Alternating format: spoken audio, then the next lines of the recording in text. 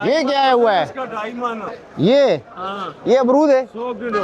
100 kilo अमरूद है। यहाँ से लेकर नीचे तक। अच्छा जी, यार ऐसा ना हो दरमियान में कुछ और घास शास नहीं रखा हो। सब अमरूद है, गारंटी है तुम्हारी। गारंटी है। ये आपने लिया है? हाँ, हमने लिया है। इसका क्या करना है? छोटे छोटे कार्टन लिया करो। ये बस बनाने वाला ने शौक से बना दिया, भेज दिया। शौक से बनाया हुआ है। और मुकम्मल 100 किलो वजन 100 किलो एग्जैक्ट कम नहीं होगा।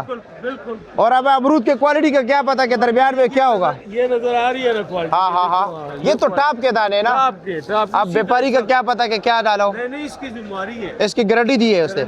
और ये आपने कितने का लिया है? ये लिया जनाब 7,500। 7,500 रुपए के लिए है। और आगे बेचने का क्या इरादा है? इरादा तो यही है कि 8 का बिक जाए। 8 का बिक जाए, 500 रुपए बच जाए, बहुत है।